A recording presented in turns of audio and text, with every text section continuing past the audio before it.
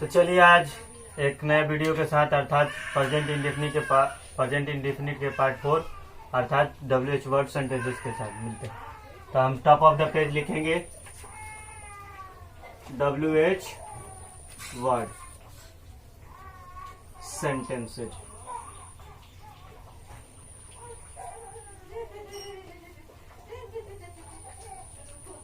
तो WH word का rule क्या कहता है बाबू? कहता है रूल कि WH वर्ड प्लस डू या does plus subject plus verb का first form plus object and question mark.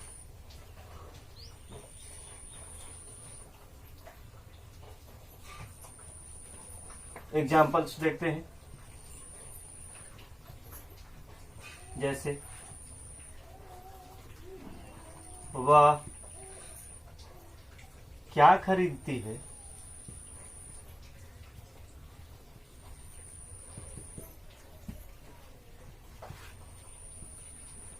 वे लोग कहाँ जाते हैं? तो कह रहा है कि WH वर्ड में हम WH वर्ड सेंटेंसेस में देखते हैं, ऐसे सेंटेंसेस का बोध कराते हैं। जैसे कहना हो कि वे लोग कहाँ जाते हैं, तुम लोग क्या करते हो, राम कौन सा काम करता है। इस प्रकार के सेंटेंसेस यदि हमको क्या करना है, ट्रांसलेट करना होता है हिंदी टू इंग्लिश, तो हम क्या करते हैं WH वर्ड सेंटेंसेस का रूल फॉलो करते हैं। जैसे पहला सेंटेंस है, जैसे वह क्या खरीदती है। इस प्रकार का सेंटेंस, तुम कहाँ जाते हो, मेरी बहनें क्या लिखती हैं, आप रामायण कब पढ़ते हैं। इस प्रकार के सेंटेंसेस यदि बनाना हो तो हम इस रूल को फॉलो करेंगे। तो यहाँ WH वर्ड कह रहा है, तो WH वर्ड का मतलब क्या बाबू? तो वैसे वर्ड, WH वर्ड वैसे वर्ड जो W और H से शुरू हूँ, W और H से शुरू हूँ तथा उनसे कुछ क्वेश्चन का बोध हो, उसे हम क्या कहते हैं, WH वर्ड कहते हैं। जैसे WHY, Y का मतलब क्यों, WHAT वाट मतलब क्या, WHERE वेयर मतलब कहाँ, HOW हाउ मतलब कैसे, WHEN वेन मतलब कब। इस प्रकार अन्य भी क्या आएंगे, वर्ड आएंगे। तो इन्हीं को सम्मिलित रूप में हम क्या कहते हैं बाबू? तो WH वर्ड कहते हैं। तो जब ऐसे वाक्य में जब वर्ड आए, कब, कहाँ, कैसे, किस लिए, तो इस प्रकार के सेंटेंसेस को हम क्या करेंगे, सबसे पहले लिखेंगे। तो हम देखते हैं सेंटेंस। पहला सेंटेंस कह रहा है कि वह क्या खरीदती है।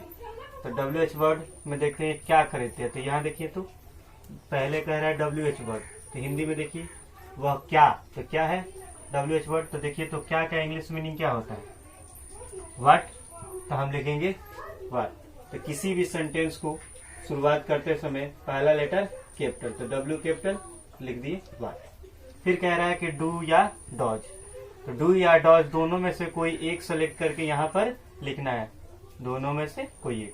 तो उसके पहले हम क्या देखेंगे, सब्जेक्ट देखेंगे। यदि सब्जेक्ट कैसा रहे, एक का बोध कराए, तो उसके साथ डॉज लगाएंगे।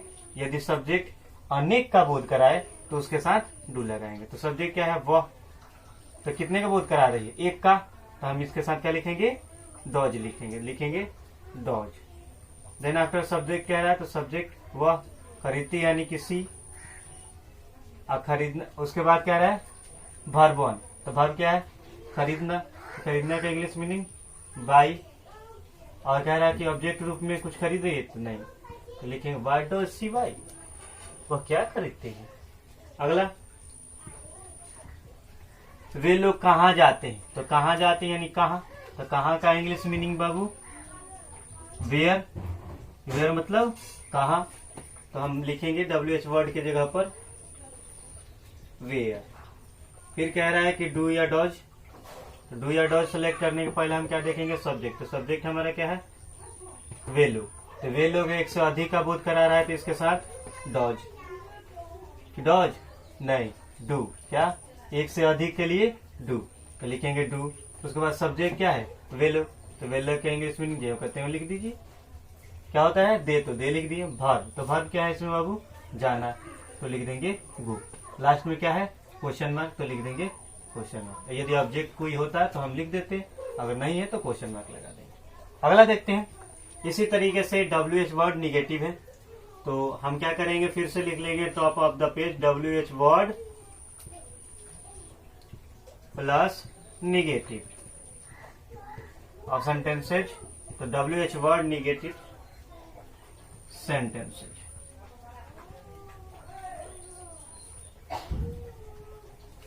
WH word plus negative sentences में हम देखेंगे, फिर रूल फॉलो करेंगे। रूल क्या कहता है बाबू, बस रूल है, बिल्कुल आसान है। क्या करना है, सब्जेक्ट के बाद हमको नोट लगा देना है।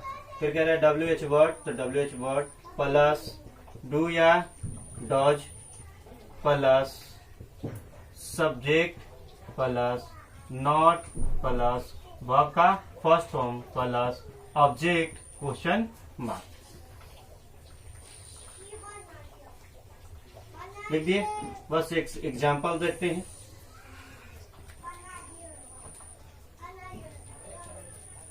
आप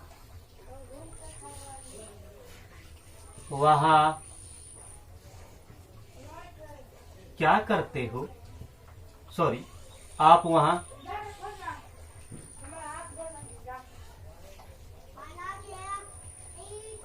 खाना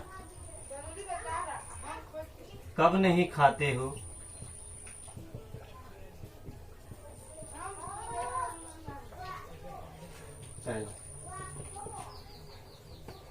रिया बाजार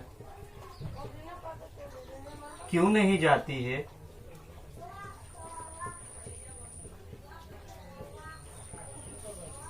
तब क्या, जब प्रश्नवाचक यानी कि WH वर्ड के साथ नहीं लगा हो तो उसको बनाने के लिए हम क्या लिखते हैं, WH word plus negative sentences के अंतर्गत बनाते हैं।